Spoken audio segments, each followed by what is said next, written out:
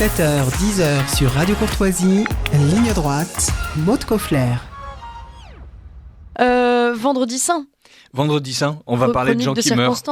Voilà, on va parler de gens qui sont persécutés, on va parler de gens qui sont massacrés, on va parler de gens qui ont été jugés injustement, comme par exemple Jimmy Lai, qui est en train de croupir dans les geôles de Hong Kong et qui vient de voter des lois qui vont permettre, avec un peu de chance, de faire sauter le secret de la confession au titre de la sûreté nationale, parce que ce sont des communistes et que les communistes ne sont pas des gens sympathiques. Alors vous me direz, Hong Kong, ils ne sont pas communistes, ils sont quand même beaucoup sous influence chinoise.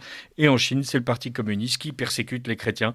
Les chrétiens sont persécutés dans le monde. Il y en a 365 millions qui sont persécutés.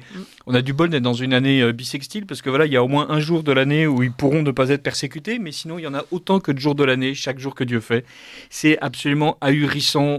Vendredi Saint, c'est aujourd'hui, et on est obligé de penser à ceux qui souffrent. Alors évidemment, le professeur du lycée de Maurice Ravel que vous avez, que vous venez d'évoquer, mais parce que voilà, c'est quelqu'un a menti, et parce que quelqu'un a menti, la haine islamiste s'est déchaînée contre lui, mais on pourrait aussi parler des veuves de guerre ukrainiennes à qui on reproche le montant qu'elles ont reçu, on pourrait parler des Gazaouis massacrés, on pourrait parler même de Geneviève, une Ivoirienne de 35 ans, qui est en ce moment à Orléans.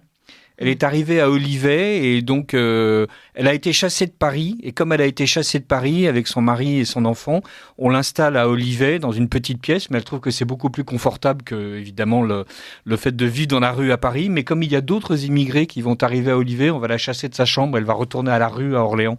Ben, voilà comment la République traite ses enfants. Voilà comment la République traite les gens qu'elle accueille, qu'elle prétend accueillir, qu'elle appelle ou qu'elle prétend appeler. Voilà comment les chances pour la France sont traitées non pas comme des chances, mais comme des déchets. Voilà la réalité en fait de la politique sociale de la République. Et voilà, Geneviève trouve qu'elle est mieux effectivement dans une chambre à Olivet que dehors à Paris, mais bientôt elle sera dehors à Olivet.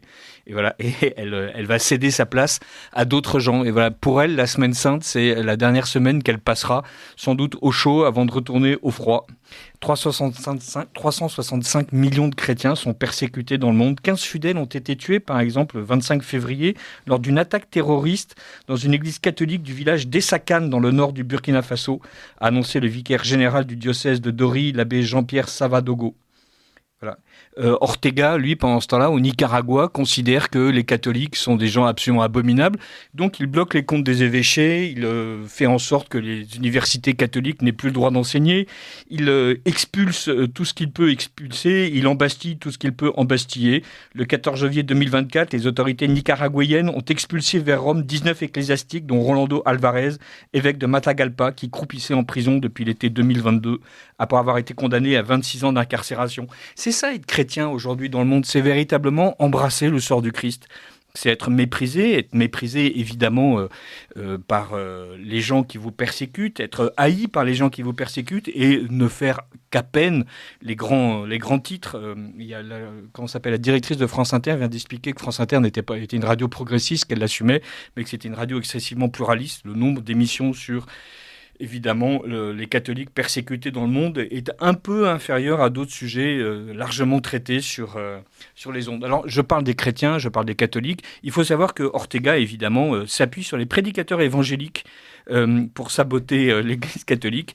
Il représente 36% de la population. Ortega, d'ailleurs, s'était déjà appuyé sur les prêtres marxistes avant. Donc, en fait, il fait en sorte de jouer les chrétiens les uns contre les autres. Et évidemment, les chrétiens répondent à cet appel maléfique et diabolique. Depuis des mois, l'Afrique subsaharienne est la région où le plus de chrétiens sont tués pour des raisons liées à leur foi, a indiqué l'ONG Porte Ouverte. Voilà, donc 4606 morts déplorés en 2023, 4118 l'ont été au Nigeria.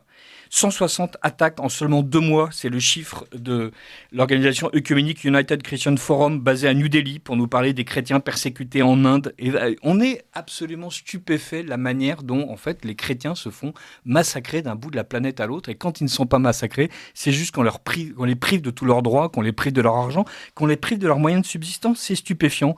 Bon, et à côté de ça, malgré tout, voilà, c'est vendredi saint, donc le Christ va mourir. On va passer 40 heures avant qu'il ne ressuscite. Il y a une magnifique ouvrage qui vient d'être restauré à Rome. C'est une espèce de symbole que chacun prendra comme il le veut. C'était un dispositif qui permet qu'on installait sur les autels, et donc pendant 40 heures on contemplait une espèce de rayonnement eucharistique sans Eucharistie avec des cierges, et donc là ça a été exhumé des caves du Vatican, ça vient d'être restauré, ça vient d'être installé. Donc il se passe quelque chose au Vatican. Je ne suis pas juste en train de parler du fait que Jean-Marie Guénois titre sur la fin de règne du pape François, mais il y a quelque chose qui bouge.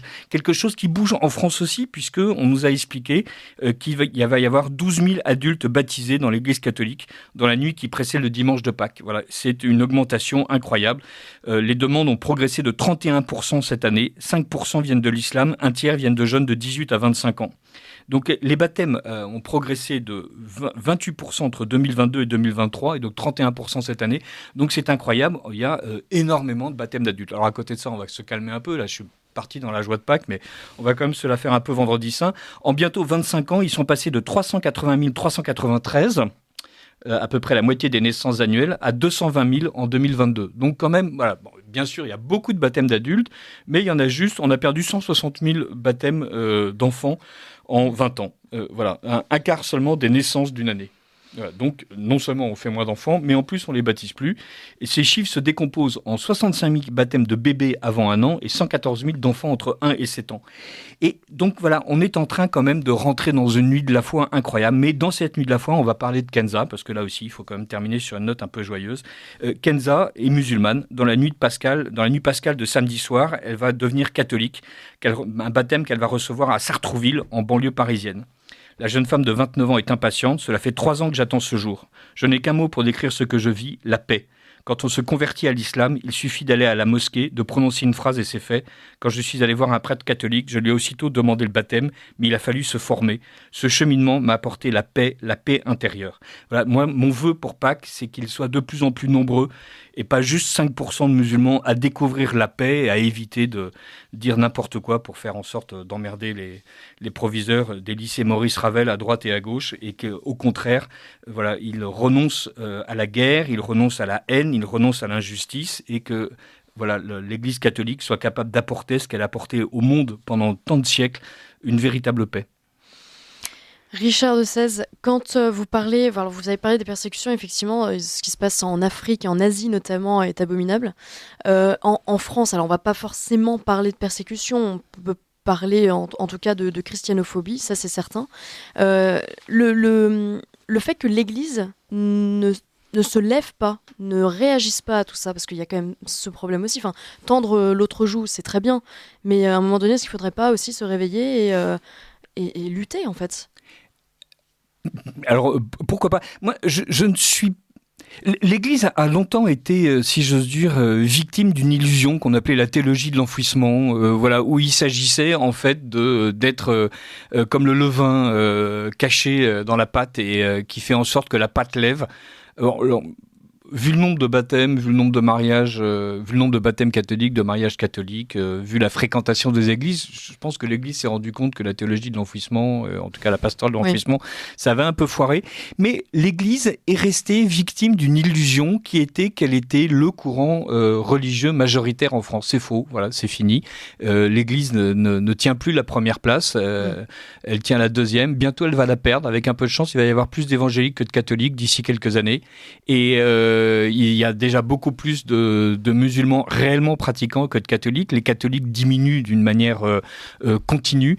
Et l'Église n'a en fait pas abandonné, d'une part, l'illusion qu'elle était majoritaire, et l'Église n'a pas abandonné, en France, n'a pas abandonné le désir d'être majoritaire. L'Église a toujours envie d'être une Église de notables. Quand les évêques parlent, ils sont ravis en fait que Emmanuel Macron vienne les insulter aux Bernardins sous prétexte de dialoguer avec eux. Ils considèrent que leur rôle n'est pas d'être dans la rue avec les fidèles, mais au contraire de hanter les antichambres des députés.